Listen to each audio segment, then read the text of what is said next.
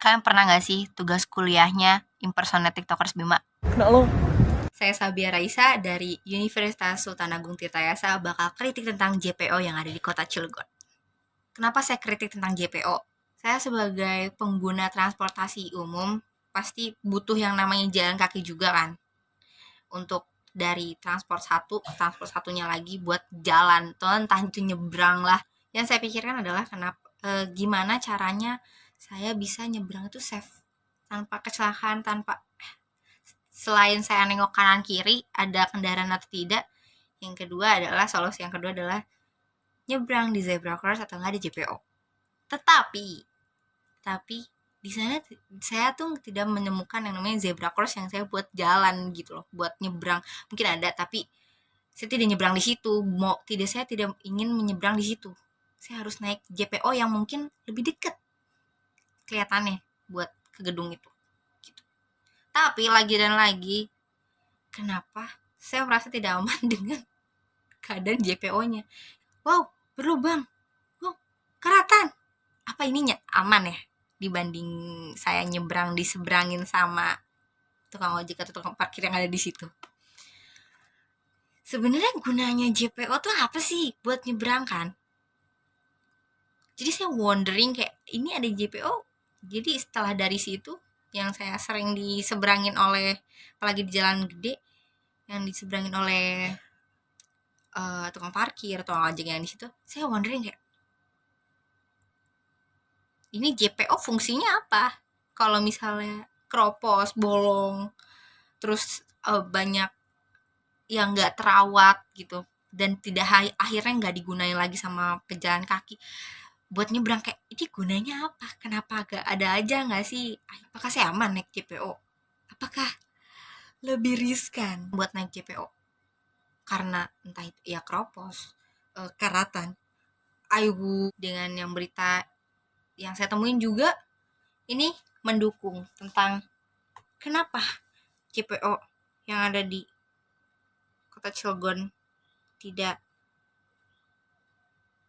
berfungsi dengan sebaik-baiknya. Pertanyaan selanjutnya adalah kenapa ini tidak diperbaiki? Padahal kejadiannya itu sudah lama banget dari saya TK atau SD yang di dekat simpang yang di simpang itu yang Mayofield itu sudah keropos dari dulu. Kayak ya aku baru tersadarkan tuh selama lama saya hidup itu lama banget dari TK sampai SD dan sampai saya sekarang kuliah. Wow, tidak diperbaiki. Tapi masih banyak juga orang yang nekat buat yang namanya ini. Tapi kan bahaya juga, apa perlu ada korban untuk perbaikan dulu tuh, harus ada korban kah? Udah banyak sih korbannya kalau dilihat-lihat. Bukan karena nyebrang tapi something.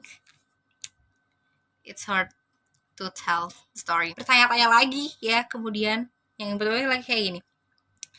Ini berarti pelayanan publiknya adalah tukang parkir dan tukang ojek, bukan pemerintah.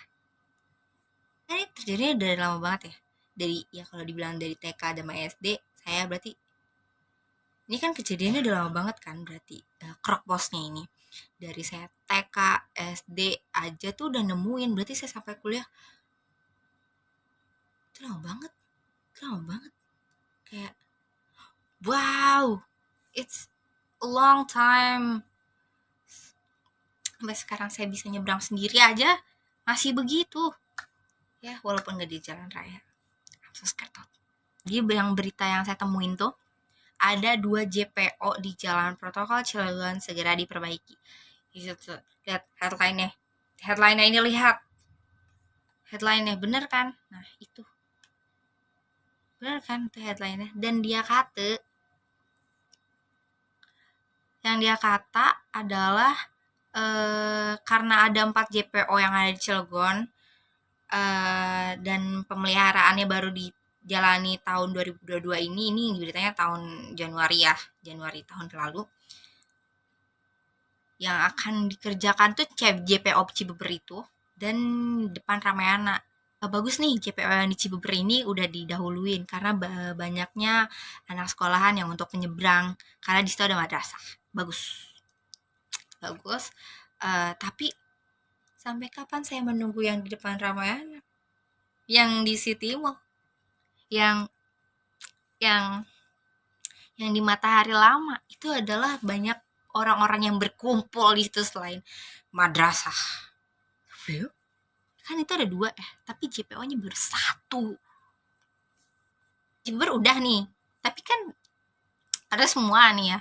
Saya yang saya yang saya concern banget adalah kenapa pemerintah nggak ngelakuin pengecekan terhadap infrastrukturnya dari untuk masyarakat tuh kayak pelayanan publik sih maksudnya. Itu nggak secara berkala kayak 5 tahun sekali. Apa sebenarnya udah dicek tapi tidak diganti? Tidak di dengan pembangunan? We never know. Semoga ya wali kota yang sekarang udah ada niat baik buat membenarkan JPO karena saya butuh buat nyebrang. Ya, love you. Love you Pak Wali Kota sekarang. Nggak diperhatiin lagi lah infrastruktur yang ada, entah itu halte, entah itu JPO, atau yang publik yang lainnya. Dilihat ya masing-masing. Jangan jalan doang nih Pak, lihat dong. Pejalan kaki juga butuh jalan. Ya gitu aja sih. Semangat Pak Wali Kota. Oh iya, kalian juga harus dengar pernyataan JPO yang ada di kota Cilegon tuh dari teman-teman saya yang mungkin mereka sering jalan-jalan dan menggunakan JPO yang ada dan untuk lihat kanan kiri kok saya tidak bisa menyeberang dengan JPO itu. Jadi ya, so dengerin, listen. Jalan-jalan memang sudah diperbaiki, mulai dari Lingkar Selatan yang saat ini juga sudah dalam proses perbaikan, terus juga beberapa titik yang emang sudah diperbaiki jalannya, tapi sekali lagi tidak memperhatikan si JPO-nya itu.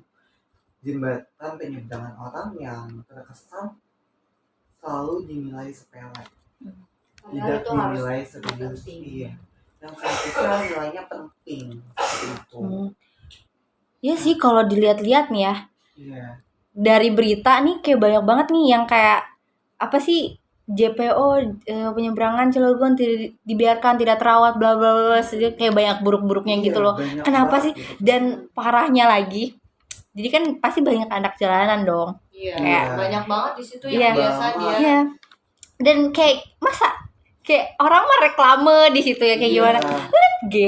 Iya, jadi ucapan ulang tahun atau apapun ucapan cinta ke pasangan yang seharusnya nggak patut banget lah. JPO juga kan gunanya selain untuk penyeberangan ya untuk informasi, mulai dari Simpang Ramayana, terus CCM, setelah CCM bukan ada lagi nggak sih? Oh, Matahari Lama ya, Matahari Lama, CCM. Tapi yang lebih parah di Matahari Lama.